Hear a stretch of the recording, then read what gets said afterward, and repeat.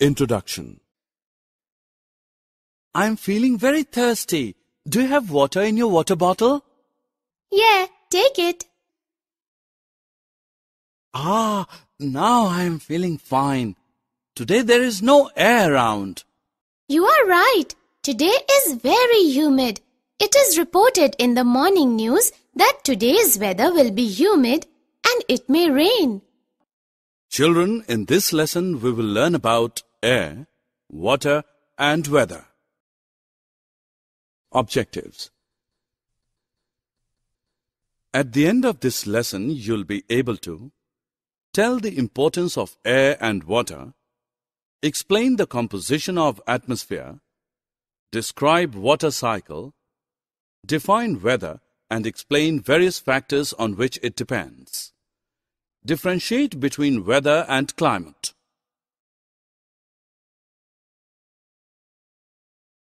Air is very important for almost all life on Earth, including plants and animals. Plants need carbon dioxide from air to do photosynthesis and releases oxygen into the air.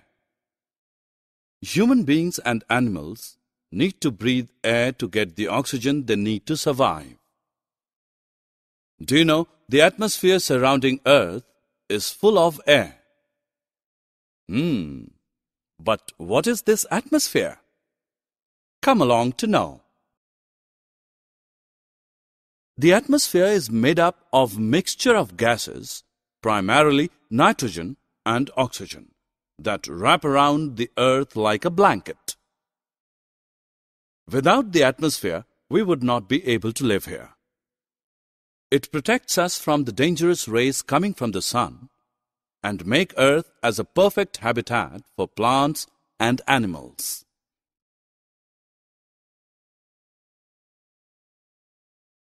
We know air is very essential for our life, but did you ever wonder why water was so important? Yes, we need water to drink, to bath, to cook, to wash our clothes, to water plants, and for so many other reasons. It is true that without water, the plants would die and people and animals would go thirsty. So, children, save every drop of water and don't let it go waste. Water is the most abundant substance present on the Earth. In fact, our Earth's 70% surface area is covered with water. Do you know Earth is also called as a blue planet because when seen from the space, it appears blue due to water. Water exists in 3 states: solid, liquid, and gaseous. Ice, snow, and frost are examples of water in the solid state. You see liquid water in rivers, lakes, ponds, sea, when it rains, and the water coming out of a tap. Water vapor is a gas in the air. You can't see gas because it is invisible. You will be surprised to know that water makes up 2/3 of the human body.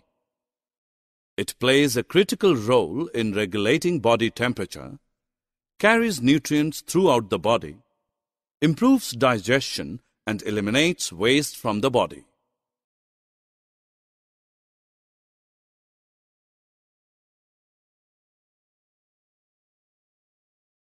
Have you ever wondered where does all the water in rain come from? Well, there is always a certain amount of water vapor in the atmosphere. It comes from the Earth's surface water like oceans, rivers, and lakes. The heat of the sun heats up the water from the surface of these reservoirs and changes water from the liquid state to the gaseous state.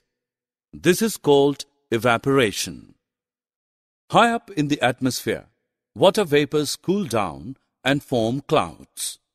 This is called condensation. When the water molecules in clouds begin to collect, they form bigger droplets and fall down as rain, snow, or hail, depending upon the temperature. This is called precipitation. Finally, the water reaches the water bodies and gets collected there. Well, you can see water is constantly cycling from land to air and back to land again. This process is known as the water cycle. Therefore, kids, water on our earth will never come to an end. Hey, did you check today's weather forecast? No? What is this weather? Basically, weather is a condition of an atmosphere at a certain place and time. Well, the weather depends on many factors such as temperature, humidity, and air pressure. Come, let us learn about these factors.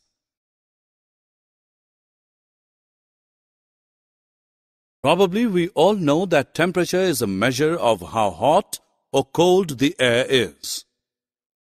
It depends upon the energy it receives from the sun. Temperature is measured with the help of a device called thermometer, and it is calculated in degrees Celsius and degrees Fahrenheit.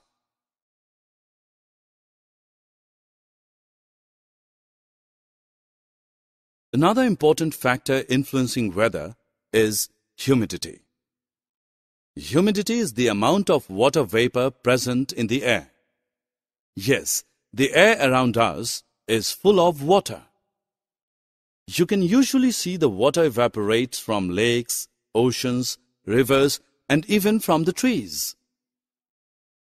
When the humidity increases, we sweat a lot and feel sticky and uncomfortable.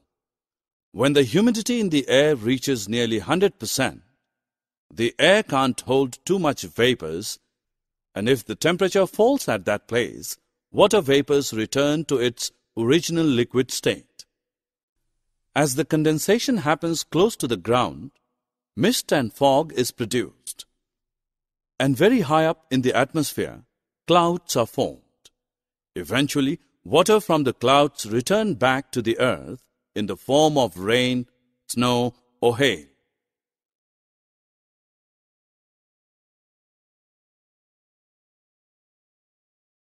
What next? Yes, air pressure. You might not realize, but the air around you actually has a weight. We measure air pressure with a device called the barometer. In areas of high pressure, the air slowly descends to the Earth's surface. High-pressure areas are associated with clear sunny days. In areas of low pressure, air rises up into the atmosphere. Low-pressure areas have high humidity, clouds, rain, and other kind of precipitation.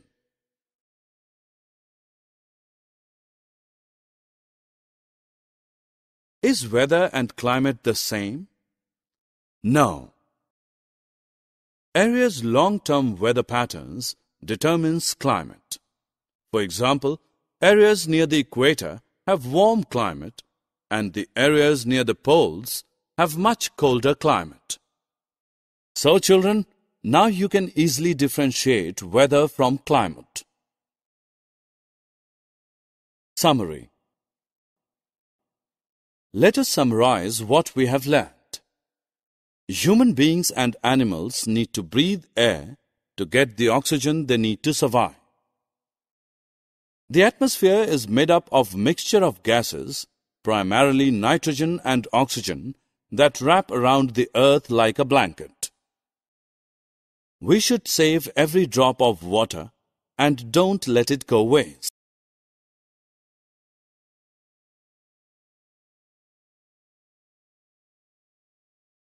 Water plays a critical role in regulating body temperature, carries nutrients throughout the body, improves digestion, and eliminates waste from the body. The process of constant cycling of water from land to air and back to land again is called water cycle. Weather is a condition of an atmosphere at a certain place and time.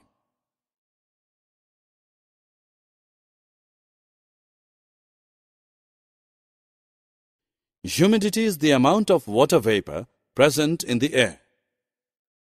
Area's long-term weather patterns determines the climate.